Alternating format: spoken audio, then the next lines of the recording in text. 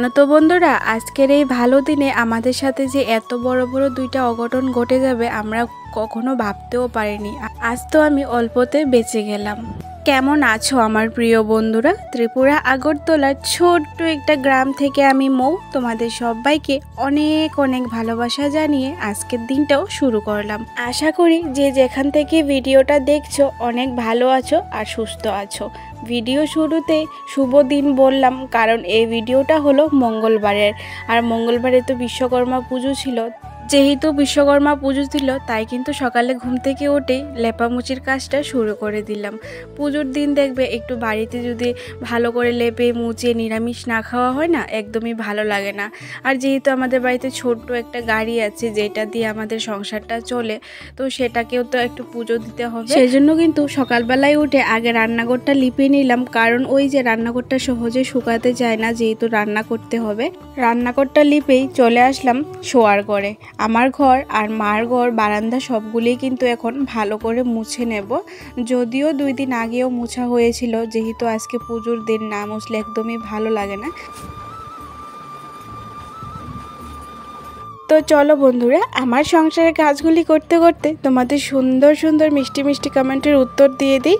কালকের ভিডিওতে সারা family blogs channel থেকে সুপ্রিয়া দিদিভাই কমেন্ট করেছে, বোন তোমার শাশুড়ি মাকে একদিন দেখিও, ওনাকে দেখার খুব ইচ্ছে হয়েছে। তাই বললাম যদি ওনার পছন্দ হয় তাহলে দেখিও, না হলে দেখাতে হবে না, কাউকে জোর করে কিছু করাতে নেই। আর হ্যাঁ বনু, ভিডিওটা কিন্তু খুব সুন্দর হয়েছে। আসলে কি বলতো দিদিভাই, মাঝে মধ্যে শাশুড়ি মাকে আনি, সব সময় আনি না, অনেক সময় মন মেজাজ তো ভালো থাকে না, আবার অনেক সময় দেখবে ওনার সামনে ভিডিও করলে উনি রাগ হয়ে যায়, মানে ভালোবাসে না আর কি। তাই ওনার সামনে আমি খুব কমই ভিডিও করি, আর যখন মন মেজাজটা ভালো থাকে তখন কিন্তু ভিডিও সামনে নিজেই আসে বা আনার চেষ্টাও করতে পারি। তোমাকে অনেক অনেক ভালোবাসা গো দিদিভাই, প্রত্যেক দিন এত সুন্দর সুন্দর কমেন্ট করার জন্য। আর অবশ্যই দিদিভাই তোমার কথাটা রাখার চেষ্টা করব। তোমাদের সাথে কথা বলতে বলতে আমার কিন্তু রান্নাঘরটাও লিপা হয়ে গেছে, শোয়ার ঘর কিন্তু দুটোটাই ভালো করে মোছা হয়ে গেছে। যদিও প্রত্যেক দিন না মুছতে পারি, তারপরও কিন্তু 2-1 দিন বাদে বাদে মোছার চেষ্টা করি, কারণ প্রত্যেক দিন তো এই 2টা ঘর বারান্দা মোছা সম্ভব হয় না সব কাজ করে। তো এখন চলে যেতাম উঠানটা ঝাড় দিতে, কিন্তু এখনও জানো তো জল আসেনি। তো জল না নিয়ে যদি স্নানটা করে নিই, তারপর আবার জল নিলে কি হবে বলো তো, আবার ভিজে যাব। তাই ভাবলাম আলনাটা এলোমেলো হয়ে আছে, আলনাটাকে ভালো করে একটু গুছিয়ে নেই। কাপড়গুলি যদি চোখের সামনে এরকম এলোমেলো হয়ে থাকবে দেখবে একদমই ভালো লাগে না। আমি কিন্তু প্রায় সময় আলনাটাকে গুছিয়ে রাখি বা ঘরের সমস্ত কাপড়ই গুছিয়ে রাখি। ওই যে প্রত্যেকটা ঘরের ছেলের যে একটা অভ্যাস হয়, কাজ থেকে এসে কিন্তু এখানে সেখানে ফেলে দেয়, তারপর একটা নিতে গিয়ে কিন্তু আরেকটাও টেনে ফেলে দেয় আর কি। তো কিছু করার নেই, এটা তো ওদের অভ্যাস, আর আমাদের কর্ম আমাদের তো করতেই হবে, আমাদের কিন্তু সকাল বিকাল গুছিয়ে রাখতেই হবে। তো আলনাটা গুছিয়ে চলে আসলাম এখন উঠানটা ঝাড় দিতে। দেখো বন্ধুরা, এখন বাজে সকাল ওই 8টা কি 8:30টার মতো, কি পরিমাণে রৌদ্র উঠেছে। এখন কিন্তু 2-3 দিন ধরে ভীষণ গরম দিচ্ছে। ঈশা দত্ত চ্যানেল থেকে একজন বোন কমেন্ট করেছে, দিদিভাই তুমি কি টাকা পাও, প্লিজ বলবা। না গো বনু, আমি এখনও টাকা পাইনি, তবে তোমাদের আশীর্বাদ আর ভালোবাসা থাকলে, সাপোর্ট থাকলে অবশ্যই এই মাসের মধ্যে পেয়ে যাব। আমি কিন্তু আরও আগে টাকাটা পেয়ে যেতাম, কারণ কি জানি বুঝতে পারছি না, গুগল অ্যাডসেন্স অ্যাকাউন্টে কিন্তু অনেকটাই সমস্যা হচ্ছে, তাই এখনও পাচ্ছি না। আশা করি এই মাসের মধ্যে পেয়ে যাব। তোমাকে অনেক অনেক ভালোবাসা গো দিদিভাই, এত সুন্দর একটা কমেন্ট করার জন্য। দেখো ছাগলটা এসেছে বাচ্চাটাকে খাওয়াতে, আর মেয়েটা গিয়ে কিন্তু দরজাটা খুলে ছাগলটাকে ঢুকিয়ে দিয়ে আবার দরজাটা লাগিয়ে দিয়েছে। মানে আমরা যে কাজগুলি করি ও কিন্তু ঠিকই লক্ষ্য রাখে। আজ কিন্তু আমাকে আর করতে হয়নি, ও নিজে নিজেই করে দিয়েছে।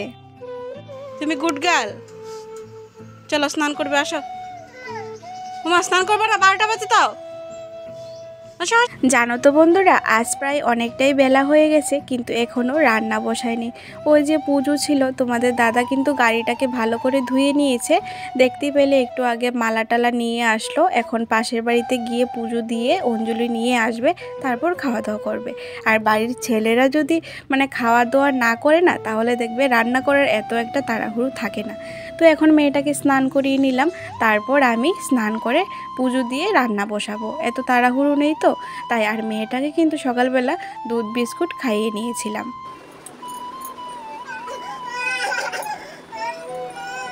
আমি পাউডার দিয়েছি, এতে ওর হবে না। দেখো আয়নার সামনে গিয়ে কিভাবে ও নিজে নিজে পাউডার দিচ্ছে, সাজুগুজু করছে।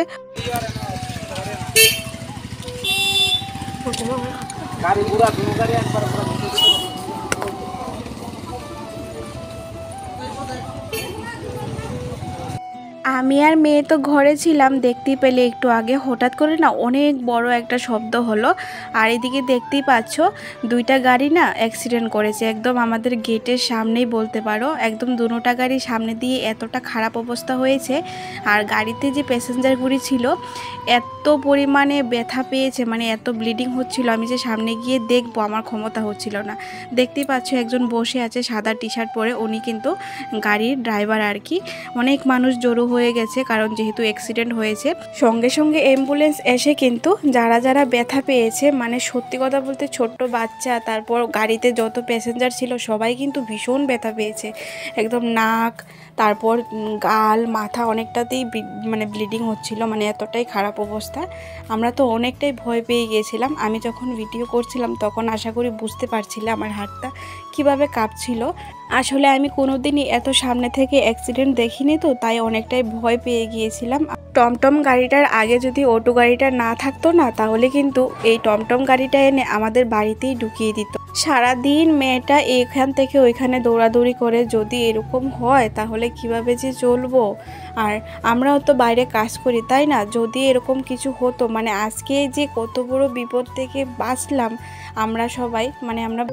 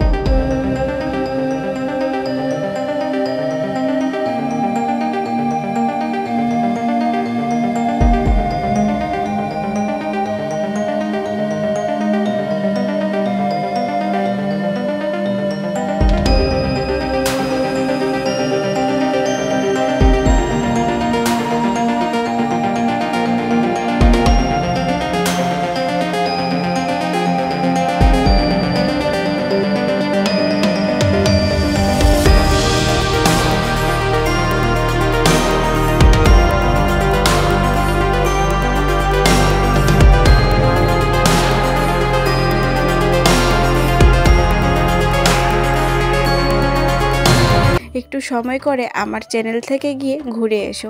অবশ্যই বোন, যখন সময় পাবো অবশ্যই যাব।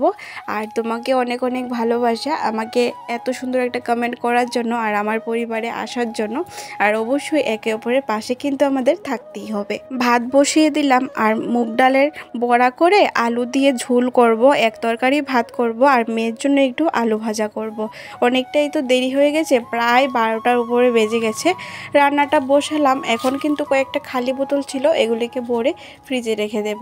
এত পরিমাণে গরম পড়েছে যে বোতলগুলি বারবার খালি হয়ে যাচ্ছে। বন্ধুরা, তোমরা যারা এখন পর্যন্ত আমার ভিডিওটা দেখছো, তোমাদের সবাইকে অনেক অনেক ভালোবাসা জানাই গো।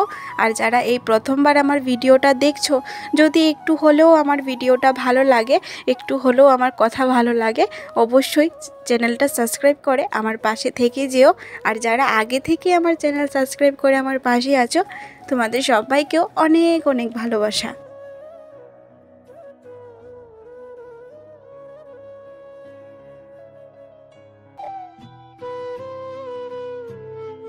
ঘরে কাজ করছিলাম, আর হঠাৎ করে বাইরে চিল্লাচিল্লি শুনে বেরিয়ে গেলাম। আমি আর মা গিয়ে দেখি আমাদের বাড়ি থেকে একটু দূরে একজন ছেলে বাইক নিয়ে উল্টে পড়ে গেছে।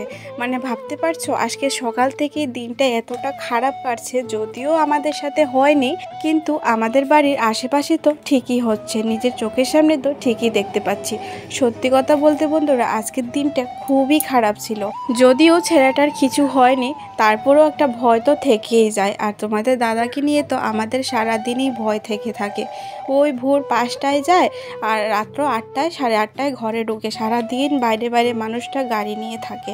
এই ঘটনাগুলি দেখার পর না আমার আর মার কারোই ভালো লাগছিল না।